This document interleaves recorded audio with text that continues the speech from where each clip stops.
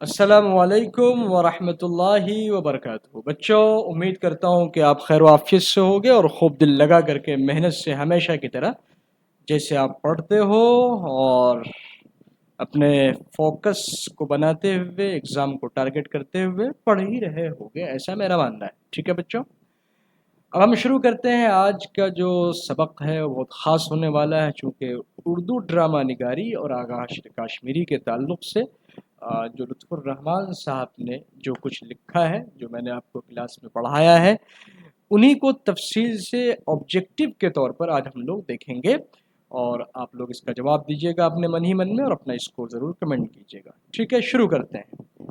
پہلا سوال ہے، سوال پہلے قلم لے لیتے ہیں پیارا سا، ہے نا؟ ہاں، اچھا ایک بتائیے کہ قلم میں رنگ کون سا بھرے بھائی؟ قلم میں کوئی سا بھی رنگ چلے گا؟ چلیے، سوال نمبر 1، اردو ڈرامہ نگاری کا آغاز کس کے عہد میں ہوا؟ جیسا کہ آپ نے پڑھا سبق میں، اے واجد علی شاہ، بی آصف الدولہ، سی امانت لکھنوی، اور آغا حشر کاشمیری۔ تو یہ کتاب میں آپ نے باضابطہ طور پر تفصیل کے ساتھ پڑھا ہے اور میں نے بتایا بھی ہے، اور اگر نہیں بتایا تو مجھے آپ کمنٹ میں لکھ کر کے بتا سکتے ہیں۔ وہ طلبہ جو مجھ سے پڑھے، میں ان کی بات کر رہا ہوں، جو نہیں پڑھے وہ تو بھائی کہہ سکتے ہیں۔ خیر، بہرحال آج پڑھ لیں گے تو انشاءاللہ تعالیٰ آپ کو بھی موقع نہیں ملے گا دوبارہ کہنے کا۔ واجد علی شاہ، ہے نا؟ کیا جواب ہو جائے گا بھائی؟ الف واجد علی شاہ۔ ٹھیک ہے، سوال نمبر 2 دیکھیے گا بچوں۔ اچھا، سوال کو تھوڑا اور بڑا کر دیں، زوم کر دیتے ہیں، لیجیے اور کر دیتے ہیں۔ چلیے، سوال نمبر 2، اردو کا پہلا باضابطہ ڈرامہ کون سا مانا جاتا ہے؟ جی، اے کی جگہ الف لکھ دیا ہم نے، انارکلی، اندر سبھا، یہودی کی لڑکی، اور رستم و سہراب۔ تو جواب اس کا ہو جائے گا اندر سبھا۔ ٹھیک ہے، سوال نمبر 3، ڈرامہ اندر سبھا کے مصنف کون ہیں؟ جی، آغا حشر کاشمیری بالکل نہیں، امانت لکھنوی صاحب اس کے مصنف رائٹر ہیں۔ لفظ ڈرامہ کس زبان کا لفظ ہے؟ جی، عربی، فارسی، یونانی یا انگریزی؟ تو جواب ہو جائے گا اس کا یونانی۔ ٹھیک ہے بچوں، چلیے، سوال نمبر 5، ڈرامہ کے لغوی معنی کیا ہے؟ لکھنا، پڑھنا، کچھ کر کے دکھانا، عملی صورت میں، یا سنانا؟ جی، کچھ کر کے دکھانا عملی صورت میں، جس کے لیے اسٹیج بھی چاہیے ہوتا ہے، آپ سب کو میں نے تفصیل کے ساتھ پڑھایا ہے۔ ٹھیک ہے، آغا حشر کاشمیری کا اصل نام کیا تھا؟ جی، آغا محمد شاہ ان کا اصل نام تھا۔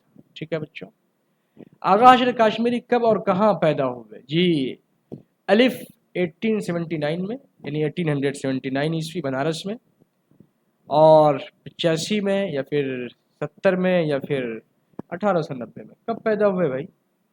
تو جواب اس کا ہو جائے گا الف 1879 میں۔ ٹھیک ہے، آغا حشر کاشمیری کو ان کی ڈرامہ نگاری کی وجہ سے کس خطاب سے نوازا گیا؟ جی، اردو کا شیکسپیئر ان کو کہا جاتا ہے، ہم سب جانتے ہیں۔ شیکسپیئر ایک بڑے ڈراماٹسٹ ہیں جو انگلش میں، یعنی انگلش لٹریچر میں بڑا نام ہے شیکسپیئر کے ڈراموں کا، ہے نا؟ شیکسپیئر ایک رائٹر ہیں، ان کا جو ڈرامہ ہے وہ سنگ میل کی حیثیت رکھتا ہے۔ کس فن میں؟ انگلش لٹریچر میں۔ جیسے وہاں وہ اسپیشل ہے، ویسے ہی اردو میں اگر کوئی شیکسپیئر کی جگہ پر کوئی ہے تو وہ کون ہے؟ آغا حشر کاشمیری ہے۔ ٹھیک ہے، سوال نمبر 9 دیکھیے گا، درج ذیل میں سے کون سا ڈرامہ آغا حشر کاشمیری کا لکھا ہوا ہے؟ جی، انارکلی، یہودی کی لڑکی، آگرہ بازار، دروازہ کھول دو۔ تو یہودی کی لڑکی یہ آغا حشر کاشمیری کا لکھا ہوا ہے۔ سوال نمبر 10، آغا حشر کاشمیری کا انتقال کب اور کہاں ہوا؟ جی، 1935 میں لاہور میں ہوا تھا۔ کہاں ہوا تھا بھیا؟ 1935 میں لاہور میں ہوا تھا۔ ڈرامہ نگاری کا سب سے اہم عنصر لازمی جز کیا مانا جاتا ہے؟ پلاٹ، کردار، اسٹیج یا ایکٹنگ، مکالمہ؟ جی، اسٹیج کو ان کا اہم جز مانا جاتا ہے، چونکہ یہ سب کچھ جو پردرشن ہوگا، جو پلے آپ کریں گے، اس کے لیے آپ کو منچ چاہیے ہوگا ہی۔ سوال نمبر 12 دیکھیے گا، آغا حشر نے کس تھیٹریکل کمپنی کے جو تھیٹر ہوتے ہیں، وہ کمپنی ہوا کرتی تھی، کے لیے زیادہ ڈرامے لکھے؟ جی، الفریڈ تھیٹر کے لیے، ہم سب جانتے ہیں، الفریڈ تھیٹر کو بھی جانتے ہیں، رائل تھیٹر کو بھی جانتے ہیں، نیو تھیٹر کو بھی، لیکن پارسی تھیٹر اینڈ کمپنی جو ہے، ان کے لیے سب سے زیادہ ڈرامے انہوں نے لکھے۔ اور ایک خاص بات بتائیے گا کہ یہ جو الفریڈ تھیٹر ہے یہ کس لیے مشہور تھا؟ میں نے شاید بتایا تھا، کمنٹ کر کے لکھ کے بتائیے گا۔ رستم و سہراب اور اسیر حرس کس کے مشہور ڈرامے ہیں؟ جی یہ آغا حشر کاشمیری کا ڈرامہ ہے. ٹھیک ہے بچوں. سوال نمبر 14 ہے اردو ڈرامے کی سنہری دور گولڈن ایرا کس کے زمانے کو کہا جاتا ہے؟ تو آغا حشر کاشمیری کا جو دور تھا وہ گولڈن ایج یا گولڈن ایرا اس کو آپ کہہ سکتے ہیں. ٹھیک ہے. سوال نمبر 15 آغا حشر کے ڈراموں کی سب سے بڑی خصوصیت کیا ہے؟ آغا حشر کے ڈراموں کی سب سے بڑی خصوصیت یہ ہے کہ وہ جوشیلے اور مقفع ہوا کرتے تھے. جو ڈائلاگ کی جو رائمنگ ہوا کرتی تھی وہ بڑا زبردست ہوا کرتی تھی، مسجع اور مقفع. اب جو میں نے اس میں دوسرا پارٹ بنایا ہے، اسی سوال میں جو دوسرا حصہ میں نے بنایا ہے، ایک تو سوال آپ سے پوچھے جائیں گے جو سبق ہے اس سے پوچھا جائے گا، اور کچھ سوالات لطف الرحمان صاحب جو اس کے رائٹر ہیں، اس سبق کے جو لیکھک ہیں، ان کے بارے میں بھی آپ سے سوال پوچھا جا سکتا ہے. تو میں نے کوشش کیا ہے کہ اس کے بھی کچھ سوالات میں آپ کے لیے لے کر آؤں، تاکہ اگر ایگزامینر آپ کو اس کے بارے میں پوچھ لے تو آپ وہاں پریشان نہ ہو، بلکہ ان کا بھی جواب آپ آسانی کے ساتھ دے سکیں. دیکھیے گا حصہ دوم دیکھیے گا. اردو ڈرامہ نگاری اور آغا حشر کاشمیری کے مصنف کو رائٹر کون ہیں؟ لطف الرحمان صاحب ہیں. ٹھیک ہے. ڈاکٹر لطف الرحمان کی پیدائش کب ہوئی تھی؟ جی 40 میں، 41 میں، 45 میں یا پھر 50 میں. ہم سب جانتے ہیں کہ بنیار پور قصبہ ہے ایک چھپرا ضلع میں، سارن جس کو کہتے ہیں، وہیں ہوئی تھی 24 نومبر 1941 کو ہوئی تھی. ٹھیک ہے. 24 نومبر 1941 کو. جی ڈاکٹر لطف الرحمان کس ضلع میں پیدا ہوئے؟ چھپرا سارن میں پیدا ہوئے بھیا. ڈاکٹر لطف الرحمان کے والد کا کیا نام تھا؟ جی مولوی عبدالغفور صاحب. ان کے والد محترم کا نام کیا تھا؟ مولوی عبدالغفور صاحب ان کے والد محترم کا نام تھا.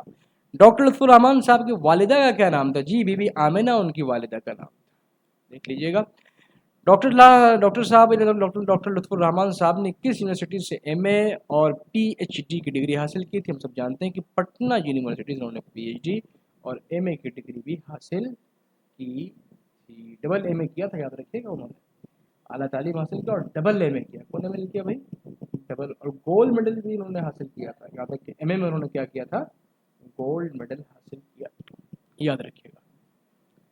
ڈاکٹر لطف الرحمان صاحب کس یونیورسٹی کے صدر شعبہ ہیڈ آف ڈپارٹمنٹ کے عہدے سے سبکدوش ہوئے؟ ہم سب جانتے ہیں تلکا مانجھی یونیورسٹی کہاں پڑتی ہے؟ بھاگلپور. ٹھیک. ڈاکٹر صاحب کی شاعری کے کتنے مجموعے شائع ہو چکے ہیں؟ بھائی 3 مجموعے شائع ہو چکے ہیں. وہ 3 مجموعے کون کون سے ہیں؟ تازگی برگ نوا ہے نا، غزل کے ہیں، اور بوسہ نم مجموعے غزل کے ہیں، صنم آشنا یہی مجموعہ نظم کے ہیں. ٹھیک ہے بچوں. درج ذیل میں سے کون سا شعری مجموعہ ڈاکٹر لطف الرحمان صاحب کا ہے؟ جی صنم آشنا بھی ہے. تاج غزل ہو گیا، جبکہ ایسا نہیں ہے. یہ تھوڑا سا اس کو صحیح کر لیجیے گا. تازگی برگ نوا. ٹھیک ہے. بہت صحیح. اوپر دیے گئے شبیر کا جواب ہو جائے گا. تھوڑا اس کو صحیح کر لیجیے گا. ٹھیک ہے. ٹائپنگ ایرر ہے.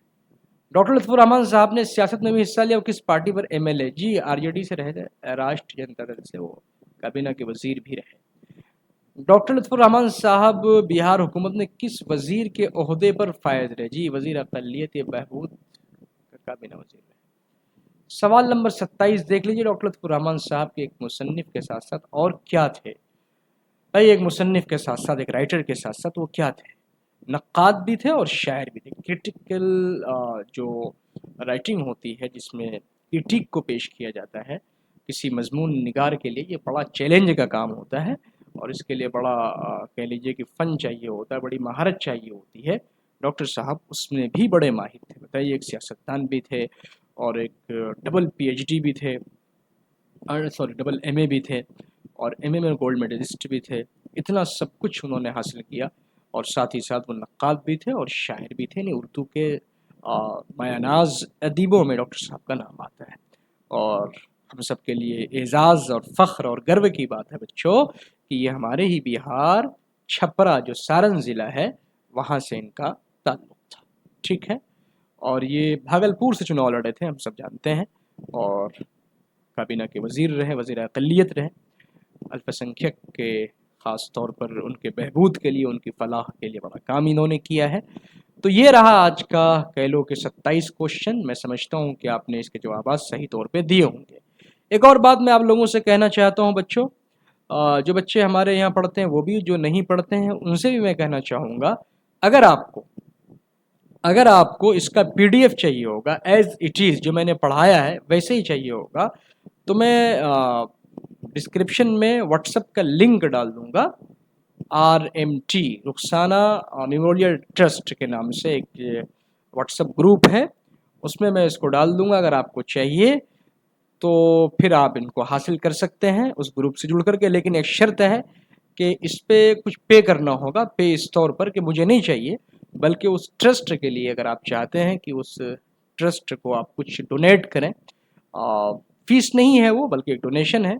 और उस डोनेशन का मकसद ये है कि वो बच्चे जो तालीम इसलिए हासिल नहीं कर पा रहे हैं कि उनके पास पढ़ाई करने के लिए पैसों की कमी है, तो उनको आगे बढ़ाया जा सके, उनको हिम्मत और हौसला दिया जा सके, उनको डोनेट किया जा सके। कोई उसकी फ़ीस नहीं है, मिनिमम 50 रुपये या उससे भी ज़्यादा आप दे सकते हैं, वो एक डोनेशन होगा, इसकी फ़ीस नहीं है।